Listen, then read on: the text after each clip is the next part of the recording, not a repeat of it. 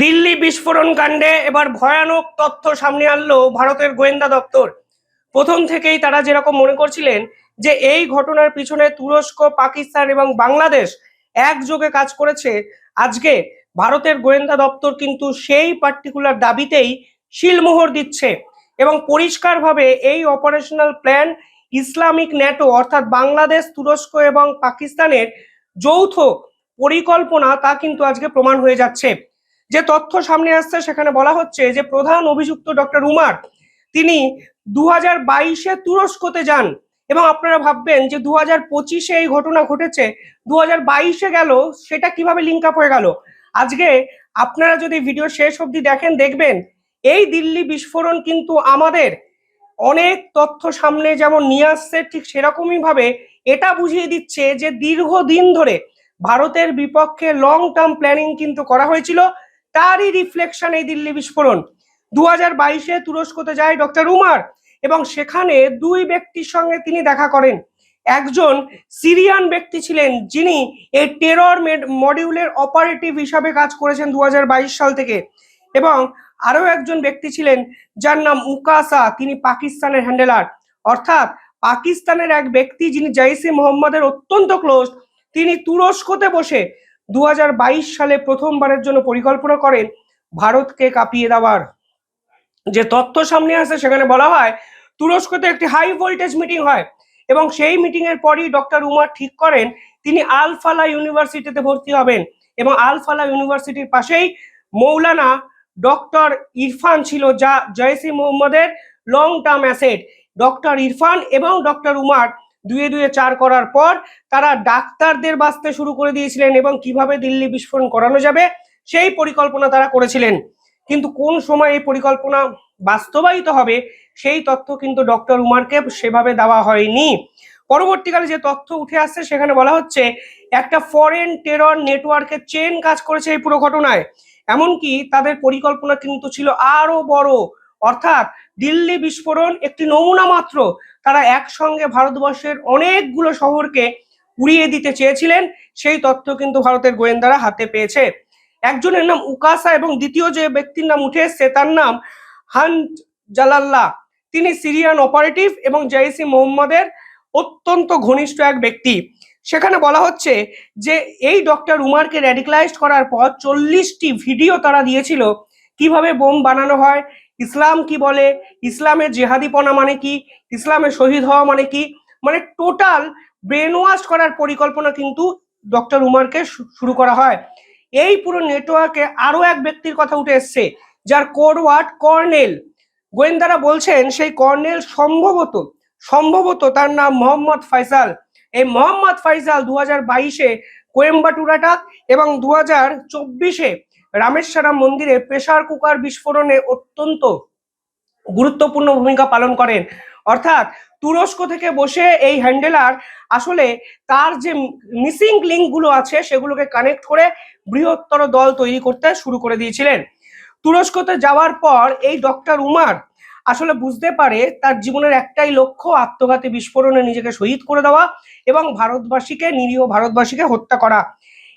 তুরস্কের সেই মিটিং এর পর তারা গ্রিন সিগন্যাল পান এবং প্রাথমিকভাবে ডেট ধার্য করা হয় 6ই ডিসেম্বর। 6ই ডিসেম্বর কেন? কারণ 6ই ডিসেম্বরে বাবরি মসজিদ ধ্বংস করা হয়েছিল। অর্থাৎ বাবরি মসজিদ কানেকশন এই পুরো ঘটনায় কিন্তু খুঁজে পেয়েছেন গোয়েন্দারা। যেহেতু বাবরি মসজিদ ধ্বংস করা হয়েছে তারই প্রতিবাদ স্বরূপ এই পরিকল্পনা করা হয়েছে।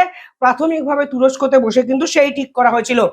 প্রাথমিকভাবে তারা 6টা ইন্ডিয়ান সিটিকে টার্গেট করে, শুধু দিল্লি নয়, দিল্লির মতো আরো 6টি প্লেস যারা জনবহুল জায়গা সেই জায়গাগুলোকে টার্গেট করে। প্রথমত তারা মাস ক্যাজুয়ালিটি চেয়েছে, অর্থাৎ জনবহুল স্থানে এই ধরনের কাজকর্ম করতে চেয়েছে যেন একসঙ্গে অনেক মানুষকে মারা যায়। কিছুদিন আগে রিসিনকে নিয়ে একটি ভিডিও বানিয়েছিলাম, যে রিসিন কাস্টার বিন নিয়ে তৈরি হয়, একটি জৈব রাসায়নিক যা আপনার শরীরে যদি প্রতি 1 কেজিতে 1 mg ঢোকে তাহলে আপনি ইনস্ট্যান্ট মারা যেতে পারেন, আপনার কোষ বিভাজন বন্ধ হয়ে যেতে পারে, আপনার শ্বাস প্রশ্বাস বন্ধ হয়ে যেতে পারে। অর্থাৎ সেই রিসিন প্রয়োগের চেষ্টাও কিন্তু তারা আহমেদাবাদ, দিল্লি, এমনকি লখনৌর RSS অফিসে করতে চেয়েছিল এবং তার জন্য তারা এইসব জায়গাগুলো রেইকিও করেছিল। এরা যে একই টেরর মডিউল নেটওয়ার্কের পার্ট তা কিন্তু আজকে গোয়েন্দারা একাধিক তথ্য মারফত প্রমাণ করে দিচ্ছেন। পাশাপাশি একাধিক ডিজিটাল এভিডেন্স পাওয়া গেছে, হ্যান্ড রিটেন ডায়েরিজ পাওয়া গেছে এবং একাধিক প্ল্যানিং নোটস পাওয়া গেছে, যার মধ্যে উল্লেখযোগ্য হলো D6 মিশন। এই D6 মিশনের আন্ডারে টার্গেট করা হয়েছে, প্রথমে সিলেকশন করা হয়েছে কোন জায়গাতে তারা বিস্ফোরণটি ঘটাবে। সেকেন্ড যেটা করেছেন তা হলো রিক্রুটমেন্ট পিচ করেছে, যে তাদের নেটওয়ার্ককে আরো বড় করতে হবে, ফলে নতুন ছেলে মেয়েকে রিক্রুট করেছে। 3 নম্বর হলো ফান্ড মুভমেন্টস করেছে, কিভাবে টাকা আসবে, কোথা থেকে টাকা আসবে, এবং তারা অনলাইনে টাকা তুলতো। আপনারা অনেকেই জানেন এই ভিডিও, তারা আমি অলরেডি ভিডিও বানিয়েছি, তারা পাকিস্তানের অ্যাপ সাদা পেতে টাকা তুলতে শুরু করেছিল, তারা ডোনেশন কালেক্ট করতে শুরু করেছিল। 4 নম্বর সিকিউর কমিউনিকেশন প্ল্যাটফর্মটাকে সিকিউর করার চেষ্টা করেছে, যেন কোনো খবর বাইরে না যায়। প্রাথমিকভাবে মনে করা হচ্ছে যে এই যে ব্যক্তি, মানে যিনি বিস্ফোরণে ব্যবহৃত হয়েছেন, তিনি কিন্তু 2015 সালে প্রথমবারের জন্য র্যাডিকালাইজড প্রসেসে নিজেকে ঢুকিয়ে দেন। 2015 থেকে 16 এই ব্যক্তির সঙ্গে জৈশ-ই মোহাম্মদের যে বাকি নেটওয়ার্ক, তাদের পরিচয় করিয়ে দেওয়া হয়। 2021 সালে প্রথমবারের জন্য এই প্ল্যানিংটি বিগেন করা হয়েছে, শুরু করা হয়েছিল, যা 2022-এ তুর্কি সফরের পর ফাইনাল হয় এবং 2025-এ বিস্ফোরণ। ফলে কেন আমি প্রথমেই বললাম যে আপনারা হয়তো ভাবছেন 2022-এর একটি তুর্কির বৈঠক 2025-এ কিভাবে লিঙ্ক আপ হচ্ছে। আসলে দেখুন, এই প্ল্যানিং শুরু হয়েছে জৈশ-ই মোহাম্মদের 2015 সাল থেকে। 2015 সাল থেকে ছেলে বাছা, তাকে তৈরি করা, জৈশ-ই মোহাম্মদের টিমে ইন্টিগ্রেট করা, প্ল্যানিং শুরু করা, তুরস্কতে যাওয়া, সিরিয়ার হ্যান্ডেলারের সঙ্গে মিটিং, জৈশ-ই মোহাম্মদের সঙ্গে মিটিং। অন্যদিকে হোয়াইট কলার টেরর মডিউলে বাকি ডাক্তারদের জড়ো করা, মৌলভীর কাজ ডক্টর ইরফান, ডক্টর ইস্তিয়াকে সাহায্য করলেন।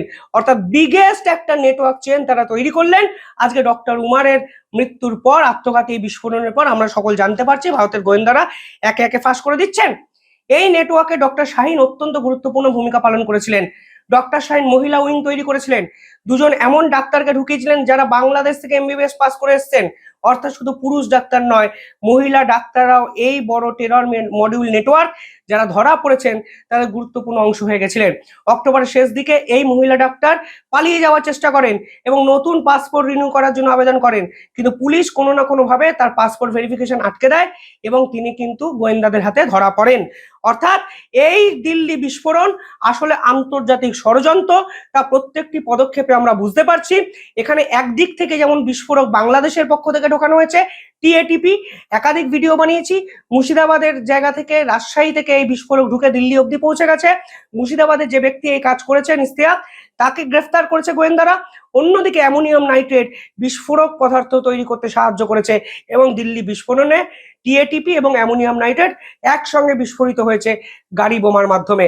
অর্থাৎ ভারতের গোয়েন্দারা আসলে সমস্যার সমাধানটা কিন্তু করতে শুরু করেছেন, এবার শুধু পাল্টা দেওয়ার সময়। কিভাবে দেখছেন পুরো বিষয়টি কমেন্টে জানাবেন। দেখতে থাকুন দ্য ইন্ডিপেন্ডেন্ট নেটওয়ার্ক। ধন্যবাদ।